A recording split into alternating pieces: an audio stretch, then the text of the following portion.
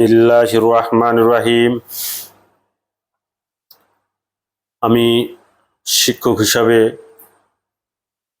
বর্তমানে অধ্যয়নরত অষ্টম শ্রেণীর শিক্ষার্থীর উদ্দেশ্যে কিছু কথা বলতে চাই। আমাদের অষ্টম শ্রেণীর শিক্ষার্থীরা যেভাবে লেখাপড়া করছে বিগত বছরের তুলনায় তেমন একটা আগ্রহ নেই, কারণ বিগত বছরে জুনিয়র স্কুল সার্টিফিকেট পরীক্ষা অংশগ্রহণ করতে হতো। বর্তমানে কিন্তু সেই জুনিয়র স্কুল সার্টিফিকেট পরীক্ষা হচ্ছে না, যার জন্য লেখাপড়ার গতি অনেক কম। বাড়িতে ঠিকমতো পড়ার সিটে বসে না, বিদ্যালয়ে প্রতিদিন আসে না, যার কারণে পরবর্তীতে যখন এসএসসি পরীক্ষায় অংশগ্রহণ করতে যায়, ফলাফলের বিপর্যয় হওয়ার সম্ভাবনা থাকে। আমি অষ্টম শ্রেণী অধ্যয়নরত শিক্ষার্থী ও অভিভাবকদের উদ্দেশ্যে বলতে চাই, আপনার সন্তান ছেলে হোক মেয়ে হোক সকলের প্রতি সচেতন থাকা উচিত। যখন পরীক্ষা তারিখ ঘোষণা করা হয় তখনই শিক্ষার্থী ও শিক্ষার্থীর বাবা মা হতাশাগ্রস্ত হয়। আমি বলবো, আমরা প্রতিদিন যেমন ভাত খাই, প্রতিদিন যখন আমরা ঘুমাই, প্রতিদিনই আমাদের ছেলে মেয়েদের খোঁজ খবর রাখা উচিত। আমার ছেলে আমার মেয়ে প্রতিদিন স্কুলে যাচ্ছে কিনা, স্কুলে গিয়ে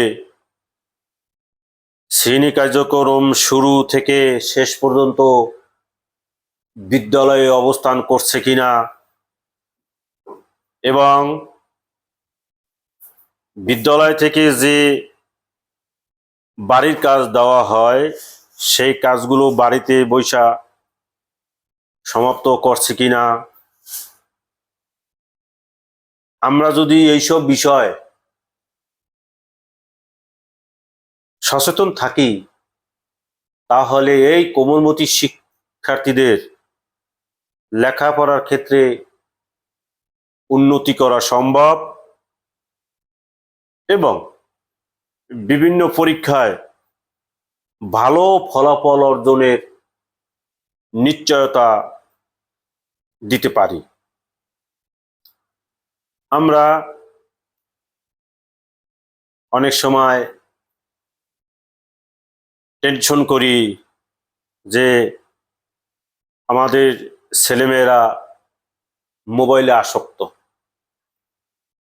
আমি বলবো যে সরাসরি এই সমালোচনা না করে আমরা আমাদের ছেলেমেয়েদের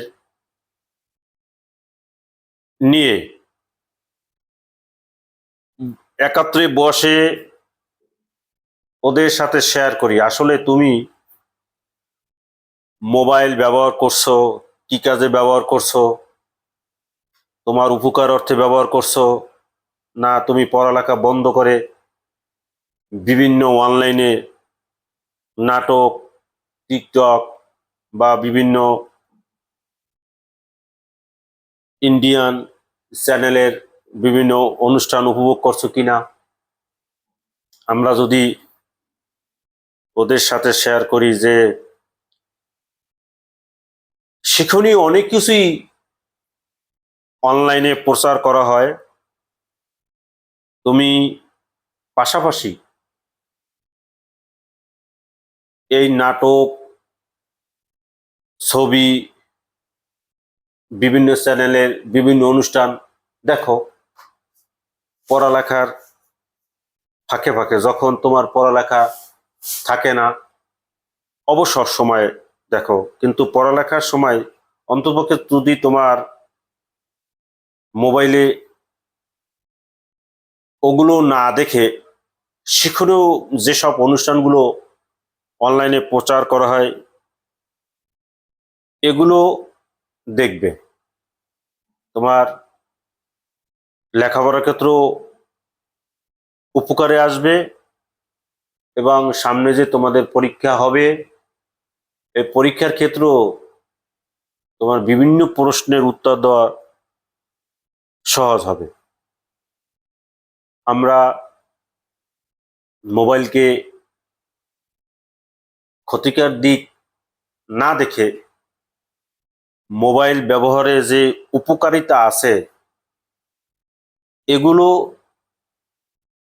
আমাদের ছেলেমেয়েদেরকে বিভিন্নভাবে তাদেরকে মোটিভেশন করব, যাতে ওরা ওদের শিক্ষণীয় কাজে মোবাইল ব্যবহার করে। অষ্টম শ্রেণী পরীক্ষা নেই তাতে কি হয়েছে, অষ্টম শ্রেণী কিন্তু একটা গুরুত্বপূর্ণ শ্রেণী, কারণ যখন বার্ষিক পরীক্ষা দিবে তখনই কিন্তু ওদের নিয়ে আমরা অভিভাবক একটা টেনশনে পড়ে যাই। ও মানবিক শাখা নিয়ে পড়বে না বিজ্ঞান শাখায় লেখাপড়া করবে না বাণিজ্য শাখায় লেখাপড়া করবে, এই বিভিন্ন শাখা পূর্বে আমাদের যাচাই করা উচিত এই ছেলে বা এই মেয়ে কোন বিষয় নিয়ে লেখাপড়া করলে ও ভবিষ্যতে এসএসসি পরীক্ষায় ভালো ফলাফল অর্জন করতে পারবে, আমরা সেটা নির্ধারণ করতে পারি। অতএব আমাদের ছেলেমেয়েরা সকালে, বিকালে, রাত্রে ঠিকভাবে ওর নির্ধারিত সকল বিষয়গুলো অধ্যয়ন করেছে কিনা, বিদ্যালয় থেকে যে বাড়ির কাজগুলো দেওয়া হয় সেই কাজগুলো ও বাড়িতে বসে সম্পন্ন করেছে কিনা, ওর গণিতে বা ইংরেজিতে বা বাংলায় বা অন্য কোনো সাবজেক্টে সমস্যা আছে কিনা সেই সমস্যাগুলো আমরা সমাধানের চেষ্টা করব।